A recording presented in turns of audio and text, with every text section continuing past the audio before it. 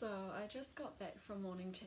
We had morning tea out, which feels a little bit scarier now because I haven't done that for a while, but just getting back into it, went out, and I think I might be going out for dinner tonight as well, and going out for lunch next week, so straight back into challenging old fears, I guess. I received a message this week to talk about how to get out of a lapse, and I really want to talk about this because I think now is quite a challenging time for a lot of people with eating disorders, including myself. And I've definitely struggled with having a lot of thoughts and keeping on track in my recovery, but I'm also determined not to relapse. But I do feel like maybe I've been getting a bit stuck, and I was trying to go easy on myself, like treat myself with self-compassion and recognize that it's okay not to challenge myself as hard as I had been in the past. But actually I don't think that works for me. I think that I have to keep challenging myself all the time, because having an eating disorder, it doesn't really stay stagnant. Like, say I'm 80% recovered, I can't really maintain 80% level of recovery unless I continue to challenge myself. Like, if I just try to maintain where I'm at, I just feel like I start slipping back. And so recently I've really been trying to pick myself up again and start really challenging myself again, because yeah, I definitely don't want to relapse. But anyway, so I wanted to address this lovely person's question and talk a bit about what helps me, and hopefully that might help some other people as well. I think it's pretty natural to be getting a lot of eating disorder thoughts at the moment, because at least in my case, my brain hasn't yet learned that using eating disorder behaviours will not help me. That's not an adaptive coping strategy. And so it makes sense when I'm feeling anxious or feeling low that these thoughts and urges pop up again. But I also have to remember that they're just thoughts. I don't need to act on them. It's not going to help me to act on them.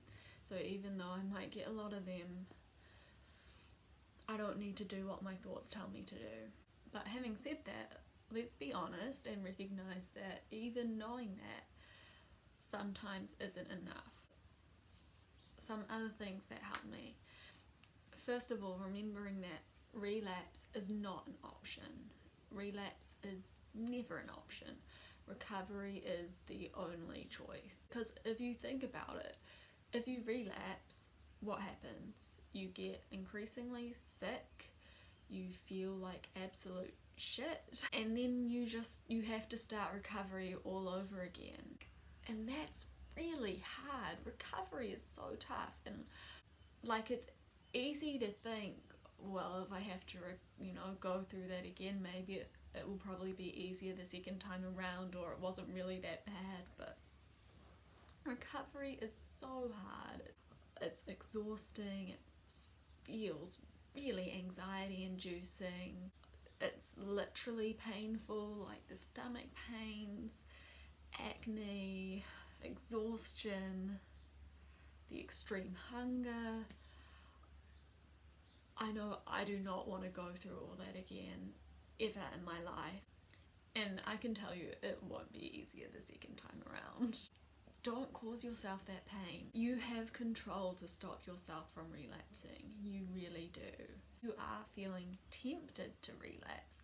I think it's important to question yourself and ask, what's actually going on here? Is there something else behind this? Why are you tempted to relapse? What does relapse offer you right now that you think you need? Is it a sense of security or safety? Is it avoidance of difficult emotions? I know that when I feel tempted to relapse, it's usually because I'm feeling anxious or I'm feeling depressed, and I hate feeling that way, and I want to avoid those emotions. And relapse, yes, relapse might let me avoid feeling those emotions for a short period of time, but that's exactly it. It's short term, very short term, and then long term, I'll I'll just be sick with an eating disorder and then depressed and anxious as well. Whatever you're seeking out of relapse is not going to help. You have to deal with what is actually distressing you. I think Mexi Recovery says in one of her videos, using eating disorder behaviours is like painting the walls to fix a broken microwave or something, and it's true. Or I think maybe it's more accurate to say you can't fix the microwave by breaking the oven or something, because eating disorders, like if you break the oven, yeah, it will cause a distraction from the broken microwave, but then you just end up with more things that are broken, more harm than in the first place. Like eating disorders cause much more damage. Like using your eating disorder behaviours will cause more damage. It will not make things better. So if the microwave needs fixing, then you need to address that. Don't use your eating disorder behaviours to cope and essentially make things worse. Thirdly, and arguably most importantly, reach out. Tell people that you're struggling. I know that this is really, really hard and it takes a lot of courage to be vulnerable, but your support network will appreciate that and they want to help you. It doesn't matter if you're not feeling sick enough, if you feel like you don't deserve it, if you feel shame, if you feel guilt. You deserve support wherever you are in your recovery. I think that it is normal to have lapses and it sucks, but it happens. Recovery is extremely tough, and the important thing is that a lapse does not become a relapse, and a really good way to prevent that from happening is from talking to people. I know that for me in the past when I've been struggling, I thought, but I haven't lost any weight, so therefore I can't be struggling that much, or my struggles are not valid, or my therapist won't take it seriously, etc. But that's not true. You do not need to lose weight to show that you're struggling. You can talk. You can tell people. Like, it doesn't matter what it says on the scales. You know what thoughts you're having. If things are really tough right now, if you're struggling to eat, if you are struggling with the thoughts, then tell people how you're feeling and they will want to help you. You don't need to lose weight to be deserving of support.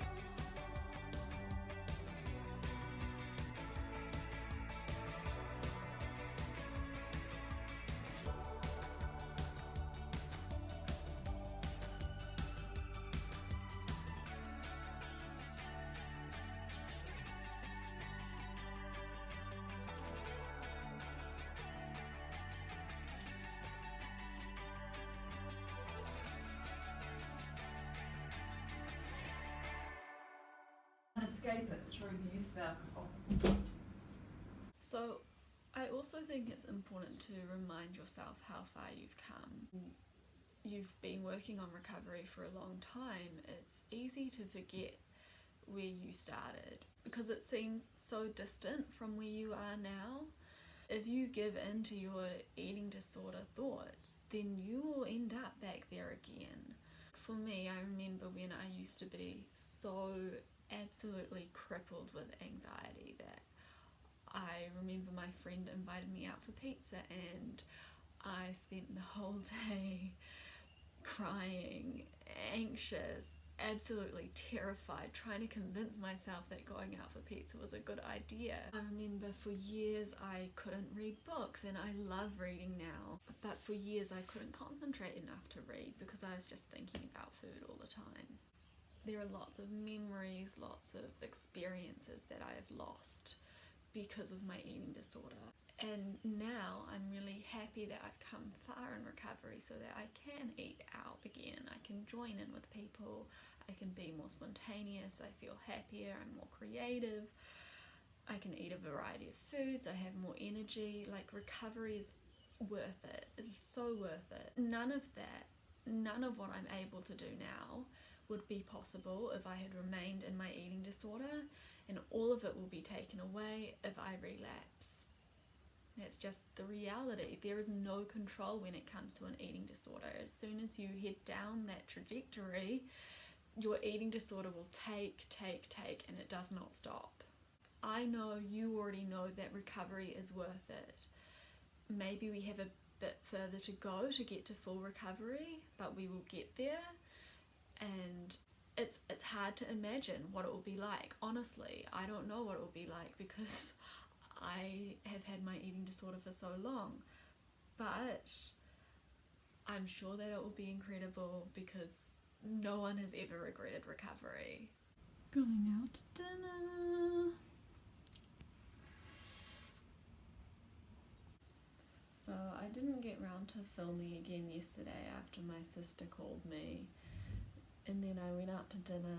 I got this big bowl of noodle soup. And it was funny because the waiter came over and like put it between me and my friend as if we were gonna share it. And I was like, no, it's just for me. We went for a walk and then I came home and I had some snacks. But I just wanted to finish talking about a few other things that helped me to get out of the lapse.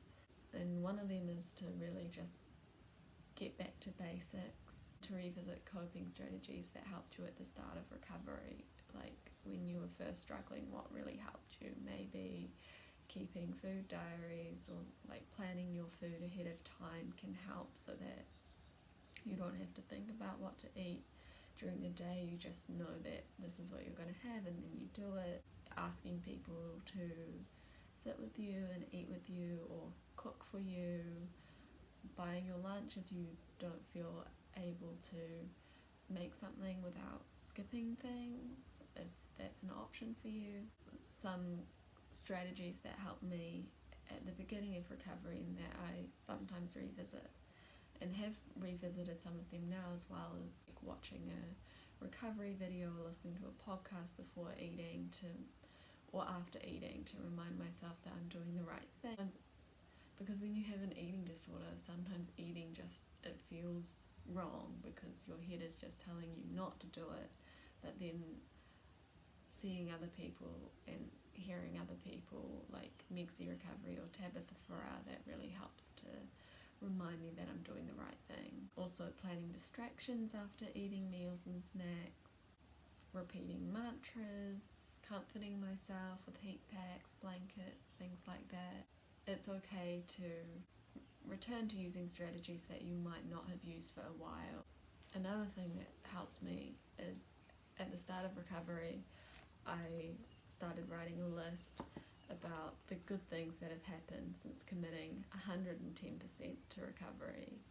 And like at the end of the day or throughout the day, I'll just add little things to this. And some of them maybe seem really small, but it all counts. And as I said earlier, sometimes it's easy to forget how far we've come and how much better life is in recovery, and keeping this list and adding to it really helps me.